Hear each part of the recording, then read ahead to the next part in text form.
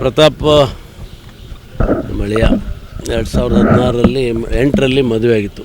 ಕತ್ಲಗಿರಿಯವರು ನಮ್ಮ ಮೊದಲನೇ ಮಗಳಿಗೆ ಸೌಮ್ಯ ಕೊಟ್ಟು ಮದುವೆ ಮಾಡಿ ಅಲ್ಲಿ ನಮ್ಮ ಜೊತೆಗೆ ಇದ್ದರು. ಅವರೇ ಎಲ್ಲ ನಮ್ಮ ಹೊಲ ಮನೆ ನೋಡ್ಕೊಳೋದು ಮಂತೆನೆಲ್ಲ ಅವರು ನೋಡ್ತಾಯಿದ್ರು. ಇವತ್ತು ಬೆಳಗ್ಗೆ ಊರಿಗೆ ಹೋಗಿ ಬರ್ತೀನಿ ಅಂತ ಹೇಳಿದರು.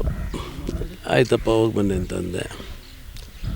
ಆಮೇಲೆ ಅಬೌಟ್ 1:45 ಒಂದು ಮೆಸೇಜು 1:47 ನೋಡಿದೆ. ಅವರ ಬ್ರದರ್ ಪ್ರಭುದೇವ್ ಫೋನ್ ಮಾಡಿದರು. ಪ್ರತಾಪ್ ಏನೋ ಸಿಕ್ತು, ನಿಮಗೆ ಎಲ್ಲಿದ್ದಾರೆ ಏನು ಅಂತ ಕೇಳಿದ್ರು.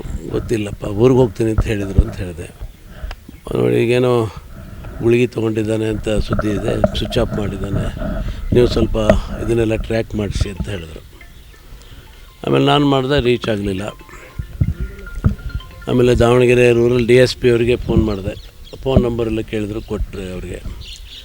ಆಮೇಲೆ ಹೊನ್ನಾಳಿ CP ಅವರಿಗೆ ಹೇಳಿದೆ. ದೆನ್ ಶಿವಮೊಗ್ಗ SP ಅವರಿಗೆ ಹೇಳಿದ್ವಿ. ಆಮೇಲೆ ದಾವಣಗೆರೆ DSP ಅವರು ಲೊಕೇಶನ್ ಕೊಟ್ಟರು. ಅದು ಮಾಡಿ ಅದು ಕಾವಲೆ ಅಲ್ಲಪ್ಪ, ಫಸ್ಟು ಬೇರೆ ಕಡೆ ಲೊಕೇಶನ್ ಇಲ್ಲಿ ನ್ಯಾಮತಿ ಹತ್ರ ಮತ್ತು ಎಂಥ ಊರದು, ಚೆನ್ನಾಲೆ ಅಲ್ಲೇ. ಅದನ್ನು ನಾನು ಮತ್ತೆ ಹೊನ್ನಾಳಿ ಇನ್ಸ್ಪೆಕ್ಟ್ರಿಗೆ ಅವರಿಗೆಲ್ಲ ತಿಳಿಸಿದೆ. ಆಮೇಲೆ SP ಶಿವಮೊಗ್ಗ ಅವರು ಹೇಳಿದ್ರು, ಅದು ಲೊಕೇಶನ್ ಅವ್ರಿಗೂ ಕಳಿಸಿದೆ. ಇಲ್ಲ, ಅಲ್ಲಿ ಎಲ್ಲೂ ಇಲ್ಲ, ಅದು ಆ ಥರ ಅಂತಂದರು.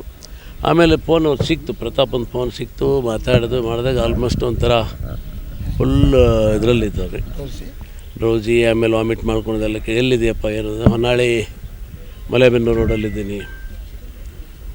ಎಲ್ಲಿದೆ ಹೇಳು, ಎಲ್ಲಿದೆ? ಹೊನ್ನಾಳಿ ಮಲೆಬೆನ್ನೂರು ರೋಡ್ ಅಂತ ಸ್ಪಷ್ಟ ಮಾತಾಡ್ತಿರಲಿಲ್ಲ. ಆಮೇಲೆ ಮತ್ತೆ ಎಲ್ಲರಿಗೂ ಹೇಳಿದೆ, ಈಗ ಹೊನ್ನಾಳಿ ಮಲೆಬೆನ್ನೂರು ರೋಡಲ್ಲಿದ್ದಾರೆ ಅಂತ. ಆಮೇಲೆ ಗೊತ್ತಾಯಿತು ಅಲ್ಲಿ ಸಿಕ್ಕರು ಅಂತ. ಪ್ರಭು ಕೂಡ ಅವ್ರ ಬ್ರದರ್ ಹುಡ್ಕಾಕತ್ತಿದ್ರು. ತಗೊಂಬಂದು ಅವರು ಹಾಸ್ಪಿಟ್ಲಿಗೆ ಅಡ್ಮಿಟ್ ಮಾಡೋದಂತೆ. ಇಮಿಡಿಯೇಟ್ಲಿ ಹೊನ್ನಾಳಿ ಆಸ್ಪತ್ರೆಗೆ ನಾನು ಮಾತಾಡಿದೆ. ಡಾಕ್ಟ್ರಿಗೆ ಮಾತಾಡಿದಾಗ ಅವರು ಇಲ್ಲ, ಈ ಥರ ಈ ಜೋಳಕ್ಕೆ ಏನೋ ಗುಳಿಗೆ ಕೊಡ್ತಾರೆ, ಆ ಥರದ್ದು ಟ್ಯಾಬ್ಲೆಟ್ ತೊಗೊಂಡೆ. ಅಲ್ಮಾನಿ ಏನದು ಗೊತ್ತೇ, I don't have medical time. ಅದು ತೊಗೊಂಡಿದ್ದಾರೆ. ಭಾಳ ಇದ್ರದ್ದು ಗಂಭೀರವಾಗಿದ್ದು. ಹೇಳಿದೆ, ನೀವು ಟ್ರೀಟ್ ಮಾಡೋದಾದ್ರೆ ಮಾಡಿ, ಇಲ್ಲ ಆಗಲ್ಲ ಅಂದರೆ ಫಸ್ಟ್ ಏಡ್ ಕೊಟ್ಟು ಶಿಫ್ಟ್ ಮಾಡೋದಾದ್ರೆ ಬೇರೆ ದಾವಣಗೆರೆಗೆ ಮಾಡಿಬಿಡಿ ಅಂದೆ. ಆಯಿತು ಅಂತ ಅವ್ರು ರೆಡಿ ಮಾಡ್ತಾಯಿದ್ರು. ಆಮೇಲೆ ನಾನು ದಾವಣಗೆರೆಗೂ ಹೇಳಿದೆ. ಆಮೇಲೆ ಪ್ರಭು ಏನು ಹೇಳಿದ್ರು, ಇಲ್ಲ ದಾವಣಗೆರೆ ದೂರ ಆಗುತ್ತೆ, ಶಿವಮೊಗ್ಗಕ್ಕೆ ಹೋಗ್ಬಿಡ್ತೀವಿ ಅಂತ. ಸರಿ, ಇಲ್ಲ ಹಾಸ್ಪಿಟ್ಲಿಗೆ. ಸರಿ ಬನ್ನಿ ಹೇಳಿ, ನಾನು ಬರ್ತೀನಿ ಅಂತ ಅಲ್ಲಿಂದ ಬಂದೆ.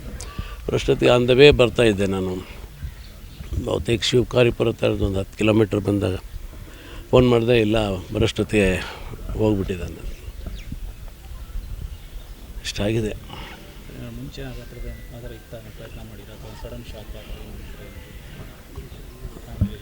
ಫ್ಯಾಮಿಲಿದು ಏನಿಲ್ಲ, ಅವನಿಗೆ ಮಕ್ಕಳಾಗಿರಲಿಲ್ಲ. ಅದೊಂದು ಸ್ವಲ್ಪ ಕೊರಗಿತ್ತು. ಅದಕ್ಕೆ ರೀಸೆಂಟಾಗಿ ಬೆಂಗಳೂರಿಗೆ ಬಂದಾಗ ಒಬ್ಬ ಲಾಯರ್ನೂ ಕನ್ಸಲ್ಟ್ ಮಾಡಿದ್ರು, ಸರಗೋಮಿ ಮಾಡಿಸ್ಬೇಕು, ಅದೇನು ಮಾಡಬೇಕು ಅಂತೇಳಿ. ಆಮೇಲೆ ಅವರು ಲಾಯರ್ ನನಗೆ ನನ್ನ ಮಗಳಿಗೆ ಮಾತಾಡಿದರು. ನೀವು ಕೋರ್ಟಿಗೆ ಬಂದು ಹೇಳಬೇಕಾಗತ್ತೆ. ಆಯಿತು ಅಂತ ಹೇಳಿದರು. ಮಕ್ಕಳಿಗೆ ಸರಗೋಮಿ ಮಾಡಿಸ್ಬೇಕಾದ್ರೆ ಕೋರ್ಟ್ ಪರ್ಮಿಷನ್ ಬೇಕು ಅಂತ. ಆಯಿತು, ಅವರು ಇದಕ್ಕೆ ಕಾಯ್ತಾಯಿದ್ರು. ಅದೊಂದು ಬಿಟ್ಟರೆ ಸ್ವಲ್ಪ ವಾಸ್ ಅಡಿಕ್ಟೆಡ್ ಫಾರ್ ಡ್ರಿಂಕ್ಸ್.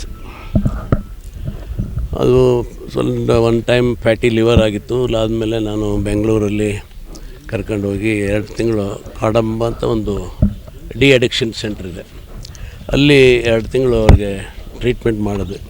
ಅಲ್ಲಿಂದ ಬಂದಮೇಲೆ ಚೆನ್ನಾಗಿದ್ದು ಒಳ್ಳೆಯ ಫಿಸಿಕ್ಕು ಇದಾಯಿತು. ಬಿಡಪ್ಪ ಒಳ್ಳೇದಾಯಿತು ಅಂತ ನಾವು ಇದು ಮಾಡಿದ್ವಿ. ಆಮೇಲೆ ಮತ್ತೇನೋ ಸ್ವಲ್ಪ ಸ್ಟಾರ್ಟ್ ಮಾಡ್ಕೊಂಡಂತ ಗೊತ್ತಾಯಿತು ಅಷ್ಟೇ. ಮಗ ಇದ್ದಂಗೆ ಇದು ಅವನೇ ನಂದೆಲ್ಲ ಸಂಪೂರ್ಣ ಜವಾಬ್ದಾರಿ. ಎಂಟೈರ್ ಲ್ಯಾಂಡ್ ಇರ್ಬೋದು, ಪಾಲಿಟಿಕ್ಸ್ ಇರ್ಬೋದು, ಎಲ್ಲ ಅವರೇ ನೋಡ್ತಾಯಿದ್ರು.